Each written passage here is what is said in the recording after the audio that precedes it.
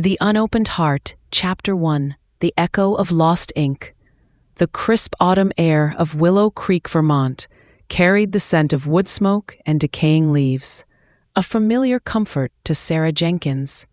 At 68, Sarah was a woman carved from the very landscape she inhabited, resilient, quietly elegant, with eyes that held the wisdom of a life well lived and a sorrow deeply buried.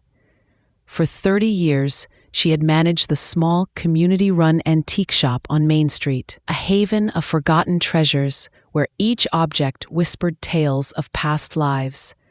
But even amidst these echoes, none resonated as powerfully as her own. Her greatest solace lay in her routine, particularly her volunteer work at the Willow Creek Historical Society.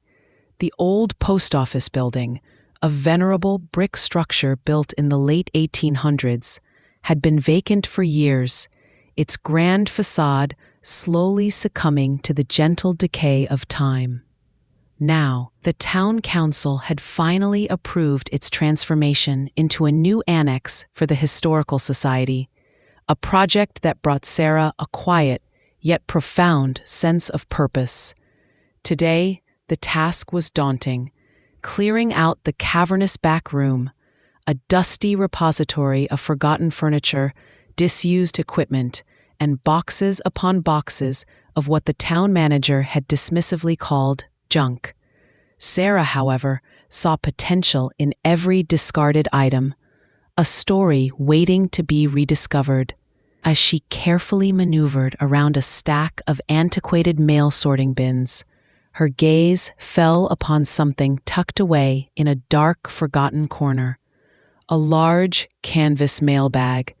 It was an old, heavy postal sack, its sturdy fabric faded and stained, bearing the faint, stenciled letters USPS VT 1978. A tremor, subtle yet distinct, passed through her. 1978. That year. A year etched into her memory not by time, but by the jagged, irreparable tear it had left in her heart. She tugged at the bag. It was surprisingly heavy, filled with something soft and pliable. Curiosity, a gentle nudge she rarely resisted, compelled her to open it. The drawstring, stiff with age, yielded with a dry rasp. Inside, nestled amongst layers of ancient, yellowed packing paper, lay a treasure trove of forgotten correspondence, letters, hundreds of them, stacked neatly, bundled with fragile twine, each envelope a small, sealed capsule of a moment long past. They varied in size and hue, some pristine, others dog-eared, addressed to forgotten residents of Willow Creek. Sarah carefully lifted a bundle. They were all postmarked late 1978, early 1979. A forgotten cache, lost in the chaotic transition when the old post office had been renovated and the new, larger facility built on the edge of town. A shiver ran down her spine. These weren't just old letters. They were lost voices, unread messages, stories untold. She picked up a single, unbundled envelope that lay on top of the pile. Her fingers, accustomed to the delicate touch required for fragile antiques, traced the familiar script of the sender's address. Her heart leaped, then seized. The handwriting was unmistakable, elegant, flowing, yet with a distinct, almost boyish flourish on the capital J. It was a hand she had known intimately, a hand that had once held hers, promised forever. Joshua Thorne. Her breath caught in her throat, a sharp, painful gasp. Joshua, the name, a sweet agony, had been locked away in a gilded cage in her mind for decades. The man she had loved with the fierce, unbridled passion of her youth. The man she had lost. The man whose absence had shaped the very contours of her life. And the recipient's address, Miss Sarah Jenkins, Main Street, Willow Creek, VT. Her address, her name, The postmark was clear, yet impossibly cruel. October 27th, 1978. Just days before everything changed. Days before he vanished. Days before her world imploded. Her hands trembled so violently she almost dropped the letter. Her mind reeled. This wasn't just a letter. This was his letter. To her. A letter that should have reached her 45 years ago. A message from a ghost.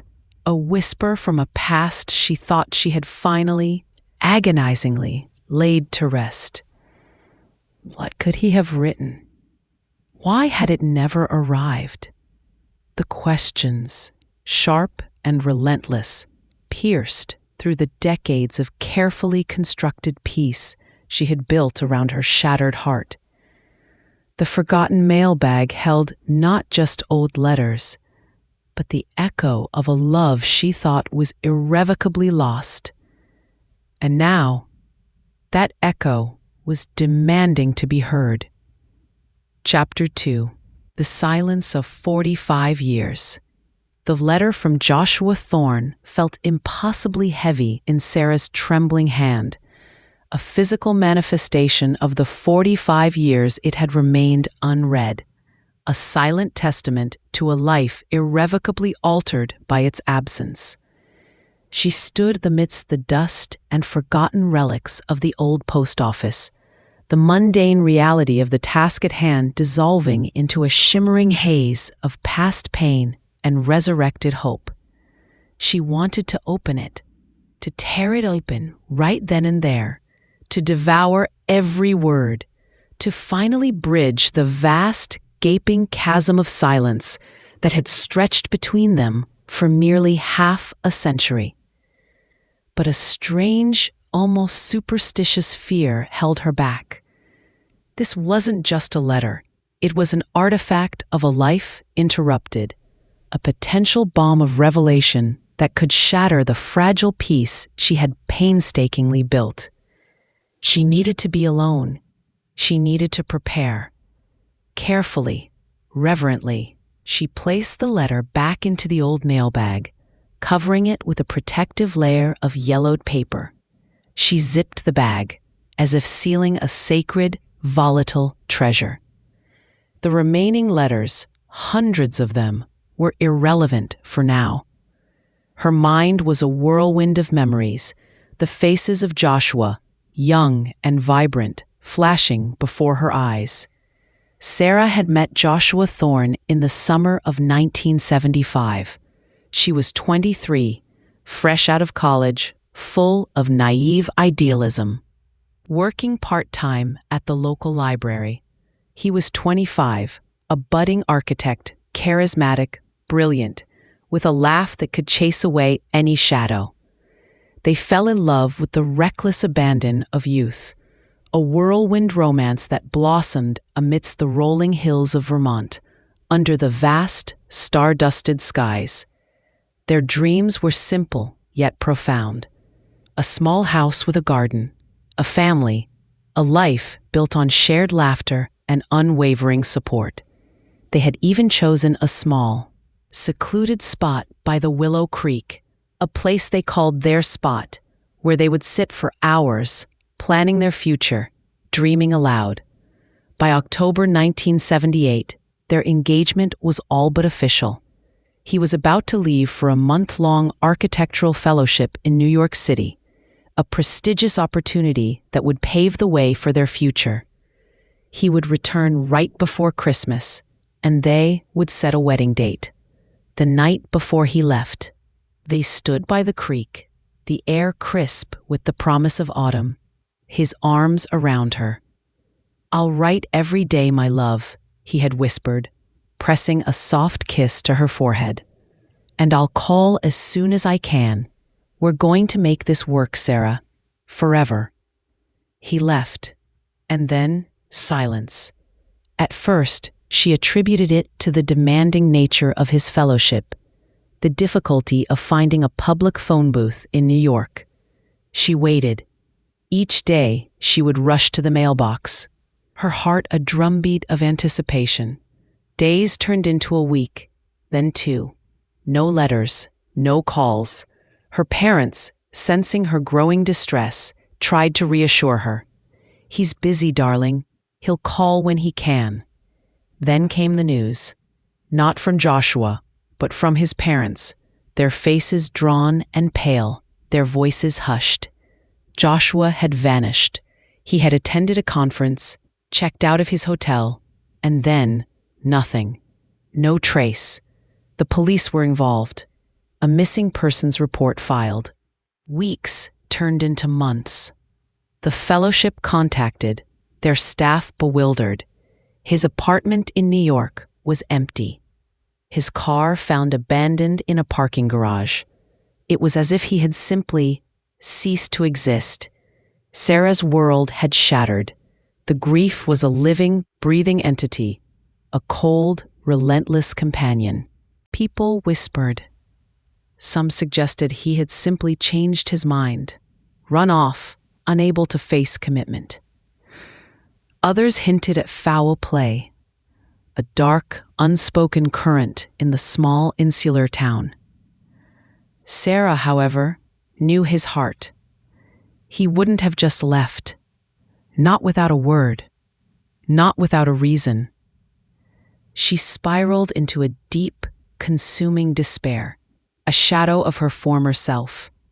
Her parents, worried for her health, eventually convinced her to leave Willow Creek, to move to Boston, to try and start anew. She spent years there, working in a bookstore, trying to outrun the ghosts, but they followed her.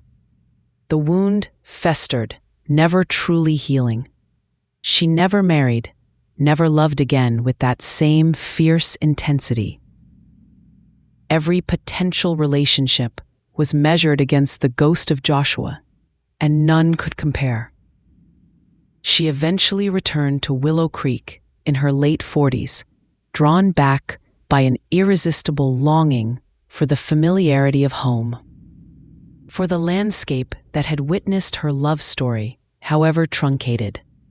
She bought the antique shop, pouring her energy into restoring forgotten objects, finding a quiet, solitary peace in their enduring histories. Now this letter, this tangible link to a past she thought was dead and buried. It held the promise of an answer, a resolution, a final closure she had longed for, yet simultaneously dreaded. What if it confirmed the worst? What if it was a final goodbye, a cold, detached explanation for his disappearance? Or worse, what if it offered no answers at all, only deepening the mystery? The fear of reopening that wound, of reliving the agony, was almost as great as the hope of finally knowing. She drove home, the mailbag carefully placed on the passenger seat, like a sleeping child.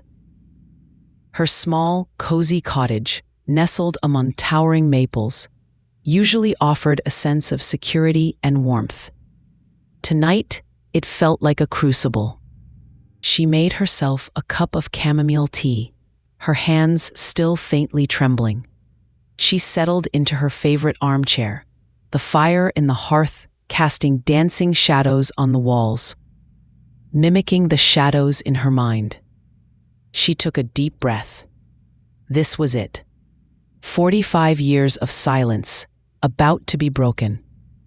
Chapter 3. The Unveiling of Truth. With a heart pounding a frantic rhythm against her ribs, Sarah reached for the letter.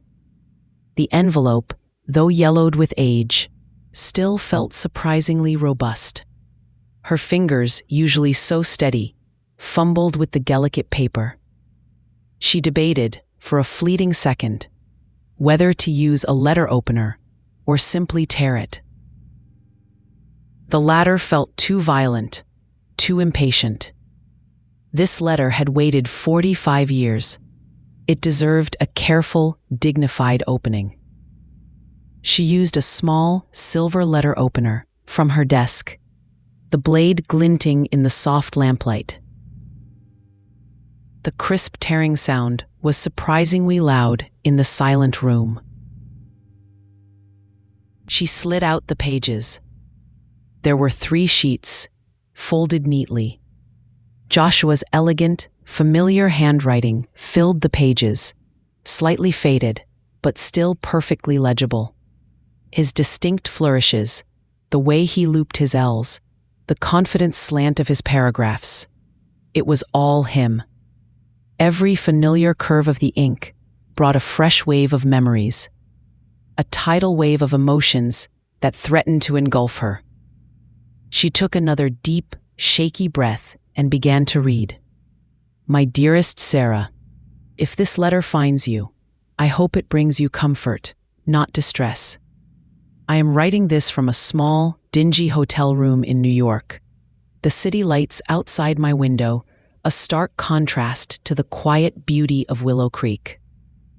It is late, and I have a decision to make, one that tears at my soul, but one I feel compelled to make. I am so sorry, my love, truly sorry, for the pain I know this will cause you. Please believe me when I say, this is the hardest letter I have ever had to write. Sarah's vision blurred. Pain. He knew it would cause her pain. But why? The fellowship, while an incredible opportunity, has also brought me face to face with a ghost from my past. A secret I have carried since I was a child. My mother, bless her heart, has always been a private woman, fiercely protective. My father, a man of quiet strength, never spoke much of his past either.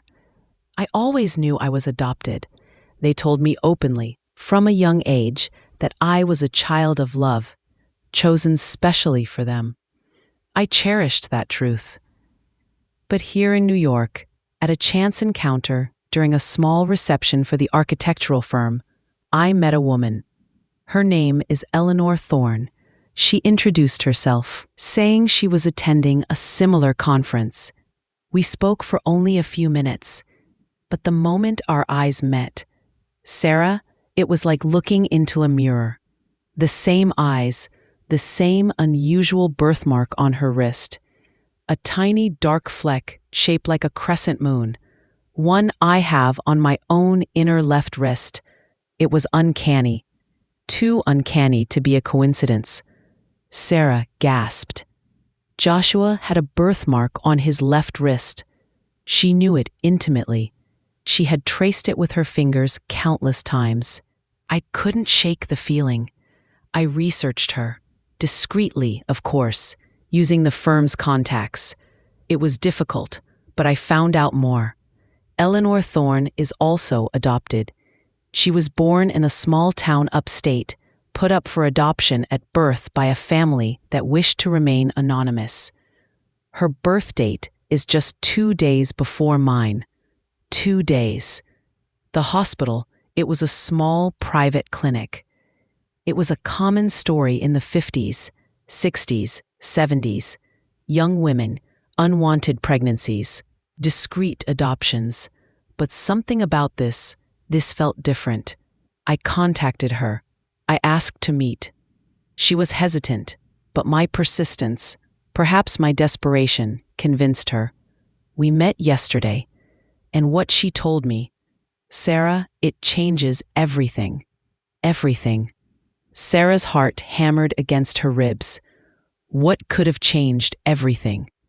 Eleanor Thorne, it turns out, was born in a private clinic in upstate New York, 2 days before me. The same clinic where I was also born. Her parents, a prominent, wealthy family, forced her to give up her child, a girl, immediately after birth. But she was told her child died, a stillborn, a daughter she never held. She was told to forget, to move on with her life, to protect the family name. But she never forgot. She lived with that silent grief for decades. And then, a few months ago, while going through her deceased mother's belongings, she found a hidden diary. Her mother, a meticulous woman, had kept a coded journal. Eleanor, with the help of a retired private investigator, painstakingly deciphered it. The diary contained cryptic entries about arrangements, a difficult birth, and 2 babies, a boy and a girl, too risky to keep together. It also mentioned the Thorne connection, a family in New York City who were desperately seeking to adopt.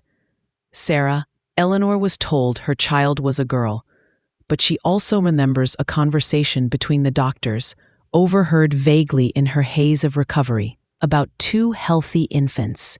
And the dates, her birth 2 days before mine, in the same small clinic, put up for adoption by families seeking anonymity. She was told she had 1 daughter, but she remembers the doctor saying babies, plural. Could it be? Could I be her other child, her twin, her brother, the boy she was told died, the one they stole from her? Sarah felt a cold dread, followed by a surge of overwhelming empathy for this unknown woman, Eleanor Thorne. Joshua's mother, Eleanor and I are meeting again tomorrow. We're going to dig deeper. We're going to visit the clinic, which is long since closed. We're going to find former staff, if any are still alive. We're going to find the truth. Because if what we suspect is true, if I am her son, her twin, stolen from her at birth and sold into adoption, then everything I thought I knew about my past, about my family, is a lie. And I cannot, in good conscience, marry you, my beautiful Sarah, and start a family with you based on a foundation of such a profound, devastating lie. I cannot bring secrets and shadows into our future. The words hit Sarah like a physical blow. He wasn't leaving her because he didn't love her. He was leaving her because he needed to find the truth about his past. He felt he couldn't marry her while carrying such a colossal, devastating secret. The raw, desperate pain of his decision, the agony of his choice, seeped from every word. I need to do this, Sarah. I need to know who I am, where I come from. And if I am indeed Eleanor's son, then I need to help her find peace, to help her heal from this unspeakable betrayal. This is not about us, my love, not about my feelings for you. My love for you is as vast and unchanging as the Vermont sky. Please, believe that. I write this because I may be gone for some time. This investigation, it could take weeks, months. It might take me to places far from here. And until I know the truth, until I have confronted these shadows, I cannot ask you to wait. I cannot ask you to endure this uncertainty with me. But know this, no matter what I find, no matter how long it takes, you are my heart. You are my home. When this is over, when I have found the truth, I will come back to you. I will find you. And I will explain everything. Please, darling, hold on to our love. Hold on to the hope. I will return. Forever yours, Joshua. The letter slipped from Sarah's numb fingers, fluttering to the floor. The silence in the room was deafening, punctuated only by the frantic beat of her own heart. He hadn't abandoned her. He hadn't run off. He hadn't stopped loving her. He had gone on a desperate, agonizing quest for his own identity, for justice for a mother he never knew. And he had intended to come back to her. He had promised to come back, but he never did. The silence had stretched for 45 years. Why? What had happened to Joshua Thorne, the man who had loved her, the man who had uncovered a devastating secret about his own birth? The truth in his letter, while a balm to her soul, simultaneously opened a chasm of new, terrifying questions. The long-buried wound had been reopened, but this time it was filled not with despair, but with a fierce, unwavering determination. She had to find him. She had to finish what he had started. She had to find out what happened to Joshua Thorne. Chapter 4. A Reluctant Ally and Fading Trails. The morning light, usually a source of comfort, felt almost mocking as it streamed through Sarah's cottage window. The letter from Joshua, now carefully placed on her bedside table, felt like a living entity, its words reverberating through her mind. The peace she had so carefully constructed over the decades had shattered, replaced by a fierce, unfamiliar energy. She had to find answers. She had to find Joshua.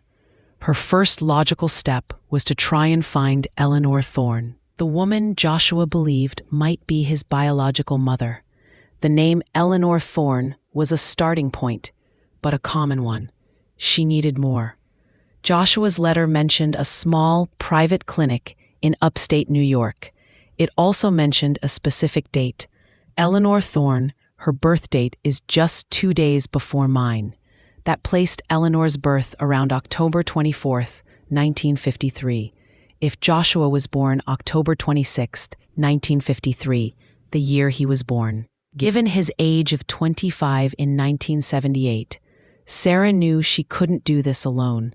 Her practical nature, honed by years of running a small business, told her she needed help. She thought of Detective Robert Hayes.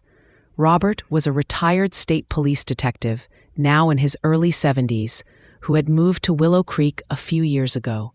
He often frequented her antique shop, a quiet, observant man with a keen mind and an almost uncanny ability to piece together fragments of information. He had a reputation for dogged persistence and a deep understanding of human nature. He was also a man who valued truth above all else. She hesitated. This was intensely personal, but this wasn't just about her anymore. This was about Joshua, about the truth he sought. She found Robert at the local diner, sipping coffee and reading the morning paper. His eyes, sharp and intelligent, met hers. "Sarah, good morning. You look preoccupied." "Robert," she began, her voice steady despite the tremor in her hands, "I need your help with something very difficult and very old." She told him everything. About the mailbag, the lost letters, and finally about Joshua's letter. She showed him the letter, watching his expression shift from polite interest to focused intensity as he read Joshua's elegant script, his brow furrowed at the mention of the private clinic and the Thorne connection. "A missing persons case from 45 years ago," Robert murmured, returning the letter, "and a possible illegal adoption scheme. This is significant, Sarah, beyond significant." He paused, his gaze thoughtful. Joshua was right to be concerned. These private adoptions in the 50s, 60s, 70s, many were legitimate, of course, but some were run by shady characters, preying on young, vulnerable women and desperate, wealthy couples. They often involved falsified records, coerced consent, and even outright baby selling. "So Eleanor Thorne," Sarah said, "is our first lead. She would be around my age, 72 now, born in upstate New York, likely near a private clinic, around October 24th, 1953. Robert nodded. A good starting point. Public records from that era are difficult, often sealed, but I still have contacts in the state police and some private investigator circles. There are also organizations dedicated to reuniting adoptees with birth families. They often have access to non-public databases, or at least a network of people who might have dealt with similar cases. They spent the next few days working together, poring over old phone books, microfilm newspaper archives, and online genealogical forums. The name Eleanor Thorne proved elusive in the context of the specific birth date and location. It was too common. "Perhaps she changed her name," Robert suggested. "Or maybe she was adopted under a different name herself." "Joshua said she was Eleanor Thorne," Sarah insisted. "He said she introduced herself as that, but he also said she was adopted." Robert's eyes lit up. "Ah, then her birth name might be different." Or her adoptive name might be different. Let's try to find records of private clinics operating in upstate New York in the early 1950s. The smaller, more discreet ones would have fewer public records, but they might be listed in medical directories or old hospital guides. Their search led them down a rabbit hole of defunct institutions and forgotten addresses. Many of the small, private clinics from that era had closed down, their records either destroyed, lost, or intentionally sealed. The trail was fading, obscured by time and deliberate obfuscation. Just as frustration began to set in, Robert found a brief, obscure article in an old medical journal from 1955. It mentioned a small maternity home in a town called Lake Ridge, New York, specifically catering to discreet confinements. The director mentioned was a Dr. Arthur Green. The article hinted at a network of social workers who facilitated private adoptions for their clients. Lake Ridge, Sarah mused. That fits upstate New York, and a maternity home is exactly the type of place Joshua would have been looking for. It suggests a focus on unmarried mothers. They managed to find an old phone number for Dr. Arthur Green's former practice. It was disconnected, but a quick search revealed an obituary for Dr. Green from 1995, noting his retirement in 1985 and the surviving secretary, a Mrs. Agnes Miller, who lived in a nearby town. Agnes Miller, Robert said, a glimmer of hope in his eyes. She would have been there in the 50s. She might know something. She might remember. The next step was clear. They had to find Agnes Miller. The thread was thin, fragile, but it was there, pulling them deeper into the tangled past. The silence of 45 years was slowly, painstakingly beginning to yield to the whispers of forgotten truths. Chapter 5: Echoes in the Clinic's Ghost. Finding Agnes Miller proved easier than anticipated. She was now in her late 90s, living in a quiet nursing home, her memory a tapestry of vivid, fragmented threads. Sarah and Robert visited her, explaining their delicate mission with utmost care, showing her Joshua's letter and a faded photograph of Eleanor Thorne, the one Joshua had shown Sarah years ago. Agnes, her eyes cloudy with age, took the photo. Her trembling fingers traced the features. A flicker of recognition. Eleanor, yes, I remember her. A beautiful, tragic girl. Her family, very influential, very discreet. They brought her to us just weeks before she gave birth. A beautiful baby girl. Agnes paused, a distant look in her eyes. Such a shame. She loved that baby. I know she did. But her family? They wouldn't hear of it. Scandal. And the baby, Mrs. Miller? Sarah prompted gently, her heart pounding. What happened to the baby girl? Adopted immediately, Agnes confirmed, by a couple from out of state. Very wealthy. They desperately wanted a child. It was all arranged by Mr. Thorne, the lawyer. He handled all the special adoptions for the director. Very hush-hush. Sarah and Robert exchanged a look. Mr. Thorne, the lawyer, not Joshua Thorne, the architect, but someone else. A relative? A connection? Mrs. Miller. Robert interjected, his voice soft but firm. Do you remember anything about a second baby, perhaps a boy, born around the same time? Maybe a day or two after Eleanor gave birth? Agnes squinted, her brow furrowing in concentration. A second baby? Oh, yes. Now that you mention it, there was talk. Whispers among the nurses. Dr. Green was very secretive. But I remember hearing about a healthy baby boy, also born around that time. The same circumstances. Another discreet adoption. The paperwork, It was handled separately, through a different lawyer, if I recall, Mr. Davies, a man who worked closely with Mr. Thorne on other, difficult cases. Sarah felt a surge of adrenaline. 2 babies, she whispered, a boy and a girl, just as Joshua wrote, and the same clinic. Do you remember the names of the adoptive families, Mrs. Miller? Robert pressed. Agnes shook her head sadly.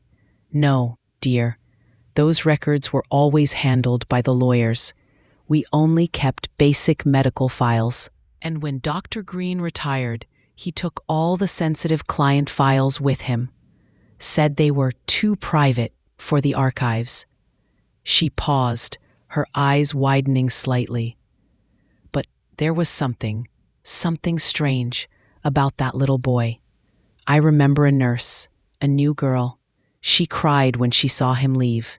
She said she saw him being handed over to a man who wasn't the adoptive father listed in the official records. A different man. Someone from the city, she thought. Very well dressed. But that's all I remember. Just a whisper. This was it, the direct confirmation.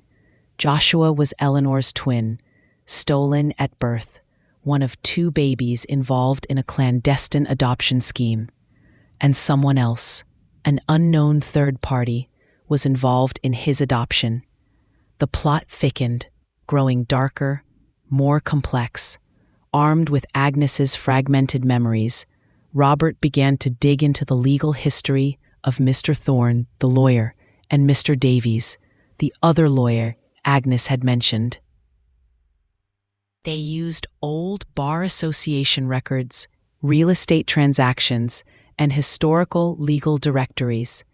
They quickly discovered that Mr. Charles Thorne, a prominent, ruthless adoption lawyer in New York City, had indeed run a highly successful, often questionable, private adoption practice in the 1950s and 60s. He was known for his connections to powerful, discreet families and for his ability to make problems disappear. He had died in the early 1990s. Charles Thorne, Sarah murmured. Could he be a relation to Joshua? His adoptive father, perhaps? It was a chilling thought. If his own adoptive father was involved in the very system that had stolen him, the betrayal would be immeasurable. They found records indicating that Charles Thorne had indeed adopted a son in 1953, around October, from a private maternity home in upstate New York. The son's name, Joshua Thorne. A cold dread washed over Sarah. Joshua's adoptive father was the very lawyer who facilitated the illegal adoptions, the man who orchestrated the separation of twins. This explained Joshua's anguish, his need to uncover the truth, his profound sense of betrayal. He was living a lie, not just about his birth, but about the very man who raised him. Robert also found records from Mr. Arthur Davies, another lawyer who worked closely with Charles Thorne, specializing in complex adoption cases. Davies was still alive, living in a quiet suburban town on Long Island. He was in his late 80s, suffering from severe dementia, a dead end. So, Eleanor Thorne was adopted out, Robert summarized, and Joshua Thorne was adopted out by the very man who facilitated these adoptions. He was a product of his adoptive father's illicit business. Sarah felt a wave of profound sorrow for Joshua. His entire life had been built on a foundation of calculated deception. No wonder he had been so determined to uncover the truth before marrying her. He needed to untangle himself from the web of lies. We need to find Eleanor Thorne, Sarah declared, her voice firm. She is Joshua's twin, and she is the only one left who could have been with him, who could shed light on what happened after his letter. We have to find her. She might know where he went after he wrote to me. The search for Eleanor Thorne, the biological twin, was now inextricably linked to the quest for Joshua Thorne, the lost love. The echoes of the clinic's ghosts, the whispered fragments of a dark past, propelled Sarah forward, a desperate hope kindling within her. She was no longer just a woman grieving a lost love. She was an accidental detective, driven by the enduring power of truth and a love that had defied decades of silence. Chapter 6: The Unmasking of Eleanor. The search for Eleanor Thorne, Joshua's twin sister, became Sarah's singular focus. Armed with the revelation that Eleanor was also adopted and that her biological mother was a key figure in the discreet confinements at the Lake Ridge maternity home, Robert and Sarah broadened their search. They needed to find an Eleanor, born around October 24th, 1953, in upstate New York, who had been adopted. This was a needle in a haystack, made more difficult by the commonness of the name. They enlisted the help of a reputable online genealogy and DNA matching service, explaining their unique and sensitive situation. While direct DNA comparison wasn't an option without a sample from Eleanor, these services often had extensive databases of birth and adoption records, connecting distant relatives through shared ancestry. Weeks turned into a month. Sarah spent countless hours sifting through digital archives, forum posts from adoptees, and obscure historical society records from upstate New York. She felt a growing sense of desperation. What if Eleanor had passed away? What if she didn't want to be found? Then, an alert from the genealogy service. A match, albeit a distant one, to a woman named Eleanor Vance, born October 22nd, 1953, in a small town near Lake Ridge, New York, who had placed herself on an adoptee registry, seeking information about her biological parents. The birth date was off by 2 days from Joshua's initial assessment, but it was close enough to be significant, and the name, Eleanor, resonated. They looked her up. Eleanor Vance was a retired English professor living a quiet life in a small town in Massachusetts. She had no known siblings, no public record of a twin, but her profile mentioned a vague sense of an incomplete history and a lifelong curiosity about her origins. Sarah's heart pounded. Could this be her? The missing piece, Robert, using his contacts, discreetly reached out to a former colleague, now a private investigator, to confirm Eleanor Vance's background.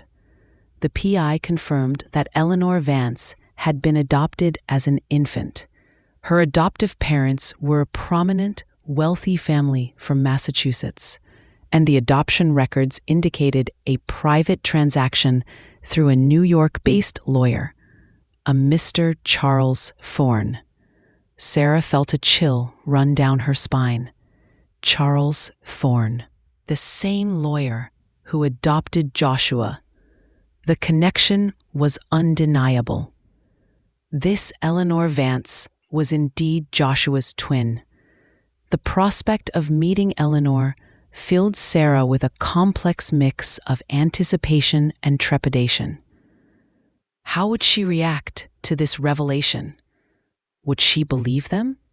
And what could she possibly tell them about Joshua, the brother she never knew, the man who vanished after seeking the truth about their shared past? Sarah and Robert drove to Massachusetts. Long hours in the car filled with nervous conversation and silent contemplation. They found Eleanor Vance's charming, book-filled cottage nestled on a quiet street.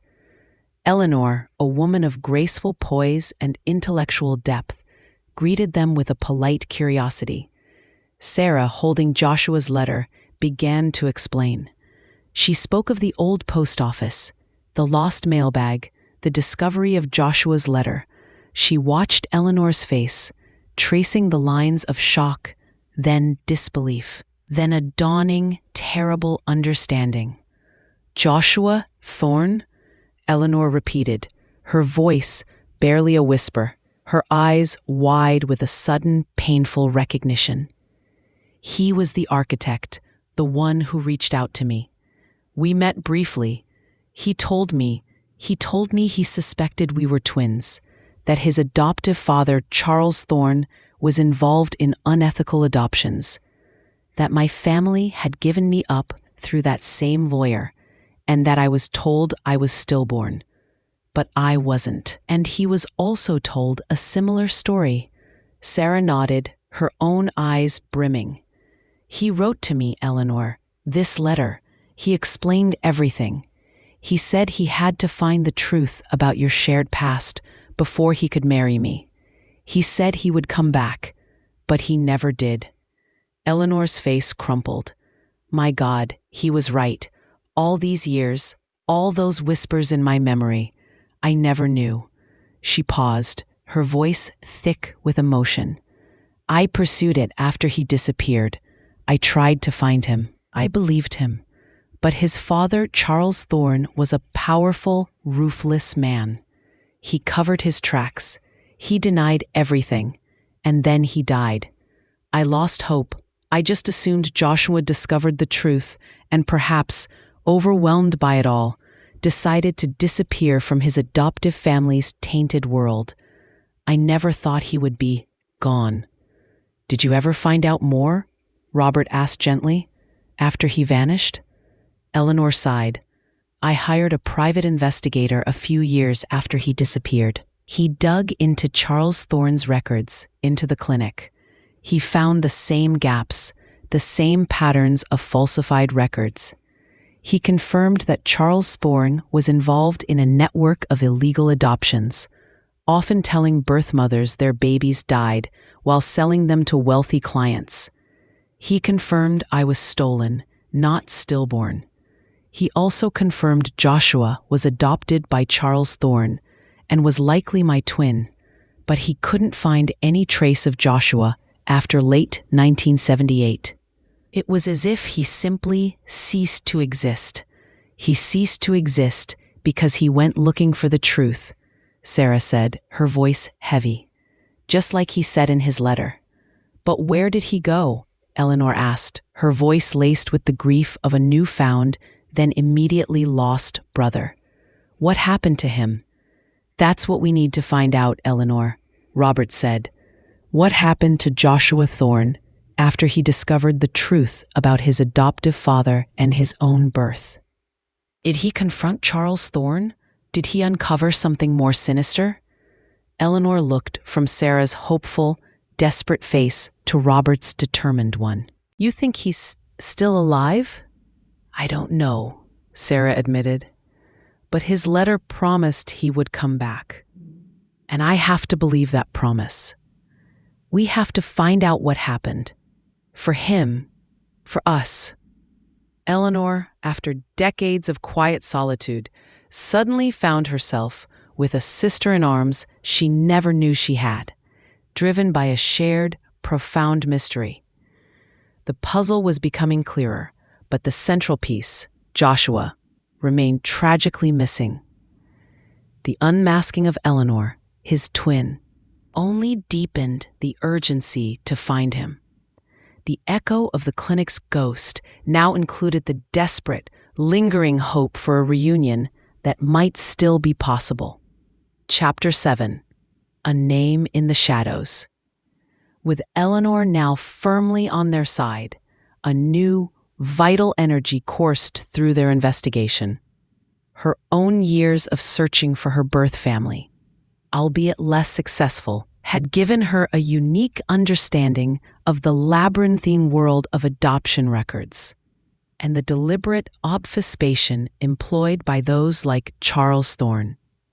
She possessed an intuitive grasp of the psychological motives behind such illicit practices. Complementing Robert's methodical detective work, and Sarah's unwavering determination.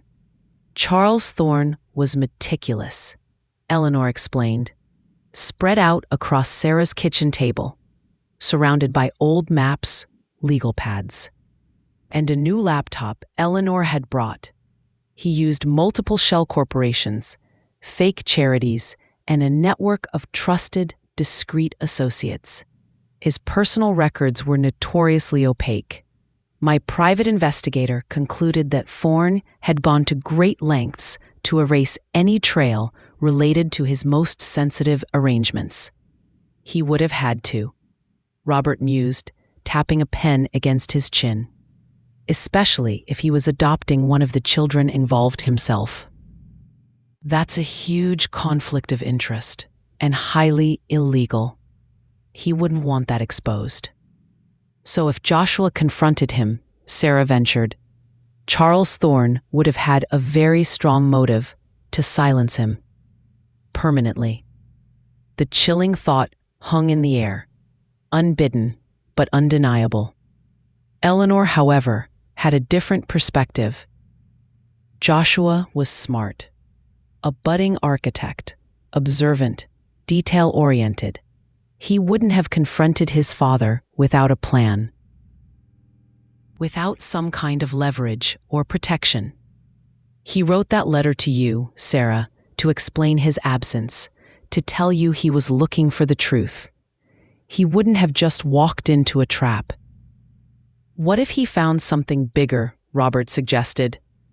Something Charles Thorne was willing to kill to keep quiet. Not just about his own illegal adoption, but perhaps a wider network of illicit dealings. They decided to revisit old newspaper archives, this time focusing on Charles Thorne's legal career and any suspicious deaths or disappearances linked to him or his firm around late 1978 or early 1979.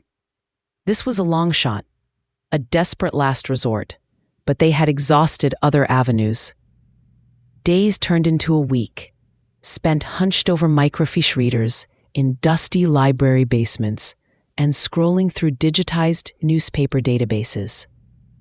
Eleanor focused on Charles Thorne's professional connections, while Robert cross-referenced missing persons reports from New York City and upstate. Sarah, driven by a quiet, fierce hope, concentrated on any mention of strange events or property dealings connected to Thorne's legal firm.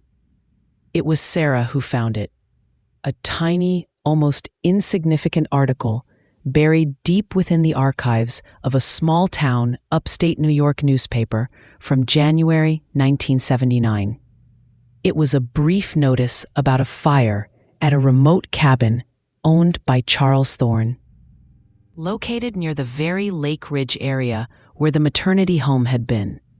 The fire was deemed suspicious, but attributed to faulty wiring, and closed without further investigation.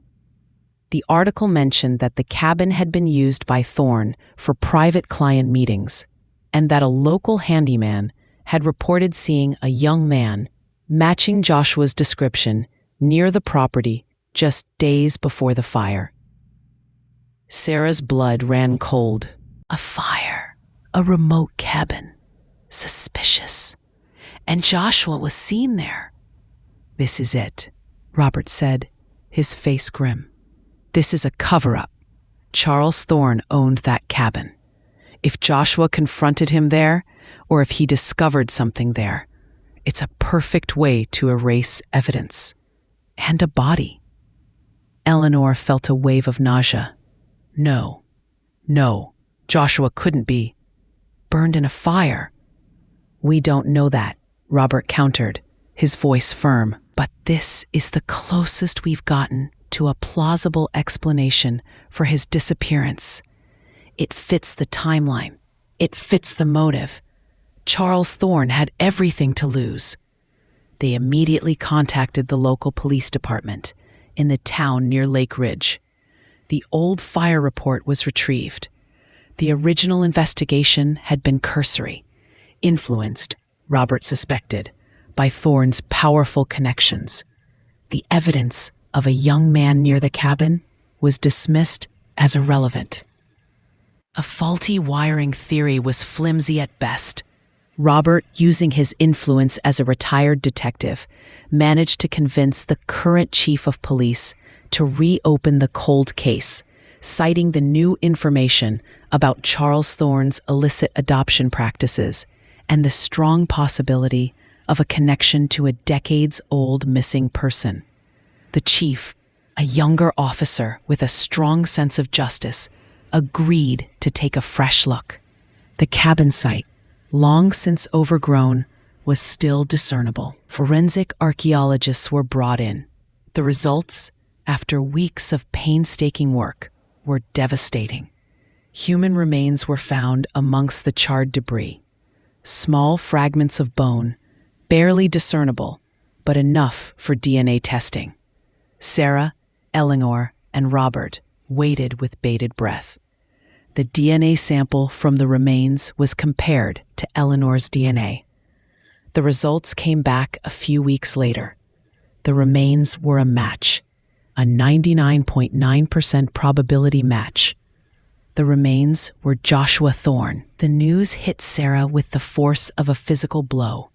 The hope she had clung to, the faint, fragile hope that he might still be alive, somewhere, shattered into a million pieces. The man she had loved, the man who had written to her from a place of profound anguish and unwavering love, was dead. He had been murdered, silenced by the very secret he sought to expose, by the very man who had raised him. Eleanor wept inconsolably. Her twin brother, found only to be lost again. Tragically, violently. He had been so close to uncovering the truth, to finding her. The investigation intensified. With Joshua's remains found and the undeniable link to Charles Thorne, the police had a new, grim direction. They found an old, retired handyman, now in his late 80s, who had worked for Charles Thorne. He remembered seeing a young man and Charles Thorne arguing violently at the cabin just days before the fire. He had heard Thorne scream, "You will not ruin me. You will not expose this." He had also seen Thorne leaving the cabin with a gas can. His testimony, combined with the forensic evidence, was damning. Though Charles Thorne was long dead, his legacy of greed and deception would finally be exposed. Justice for Joshua, however posthumous, was finally within reach. The name in the shadows had been revealed, confirming the darkest suspicions and bringing a tragic yet undeniable closure to 45 years of silence.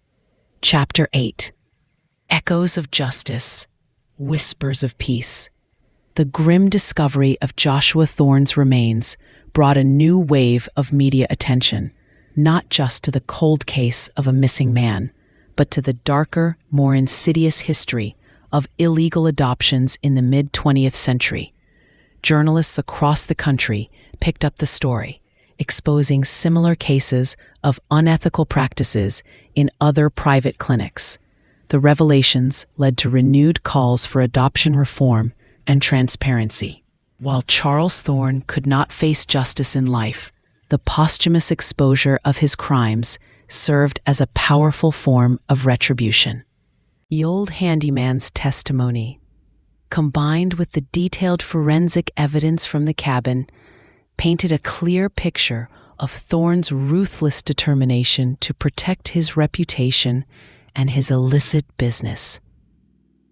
It was widely believed that Charles Thorne had murdered Joshua to prevent him from exposing the full scope of his adoption ring, including the chilling fact that he had adopted his own twin nephew, the product of his illegal dealings. The truth, finally, had nowhere left to hide. For Sarah, the confirmation of Joshua's death brought a complex mixture of unbearable grief and a profound, if heartbreaking, sense of closure. The what-ifs that had plagued her for decades were finally answered. He hadn't abandoned her. He had been silenced. His love for her, expressed in that lost letter, was real, enduring, and ultimately courageous. He had chosen to pursue truth, even at the cost of his own life. She grieved anew, but this time, her grief was clear, untainted by doubt or unanswered questions. She wept for the life they never had, for the family they never built, for the dreams that had been cruelly snatched away. But amidst the sorrow, there was also a quiet pride, a deep reverence for the man Joshua had become, a man of integrity, willing to sacrifice everything for truth. Eleanor, too, found a strange, bittersweet peace. She had found her twin, her brother, only to learn of his tragic end. But she finally knew who he was, and she knew he had loved her, had been searching for her. Their connection, though brief in life, now transcended death. She stood by Sarah, a silent, comforting presence, as they both processed the profound weight of their shared loss and the triumph of truth. They had found each other through Joshua, a bond forged in shared sorrow and a desperate quest for answers. Eleanor also began to work with organizations dedicated to adoptee rights, inspired by Joshua's quest, ensuring that no other family would suffer the same fate. The mailbag, once a symbol of lost love and unanswered questions, now sat in Sarah's shop, its contents carefully catalogued by the Historical Society. The letters were indeed a treasure trove of Willow Creek's past, but none held the personal significance of Joshua's. Sarah decided to donate it to the Historical Society, ensuring its preservation, but she kept Joshua's letter. It would remain a private, cherished possession, a tangible link to the greatest love of her life. In the months that followed, Sarah and Eleanor remained close. They often met, sharing stories of Joshua, piecing together the fragmented mosaic of his life. Eleanor shared the few memories she had of her difficult birth, and Sarah recounted their shared youth, their hopes and dreams. They found comfort in their shared understanding, a unique bond forged in the crucible of tragedy and discovery. One quiet afternoon, Sarah sat by the Willow Creek at their spot, the place where she and Joshua had dreamt of their future. The creek still flowed, clear and unburdened. She held his letter, tracing his familiar handwriting one last time. "I will return," he had written. And in a way, he had. Through his letter, through the truth it contained, through the justice it finally brought, he had returned to her. Not in body, but in spirit, in the peace of knowing.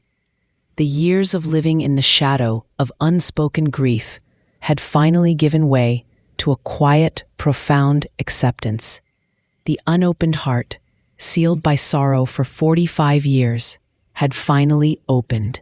It was a heart still capable of loving, capable of healing, and now, finally, capable of peace.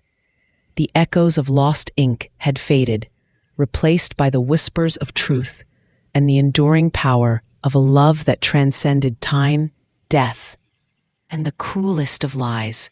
Sarah Jenkins, the woman from Willow Creek, had found her closure, not in forgetting, but in remembering, in honoring the memory of a love that defied all odds. The old post office, once a place of lost mail, became a beacon of rediscovered truth, a testament to the fact that sometimes the longest journeys lead back to the heart.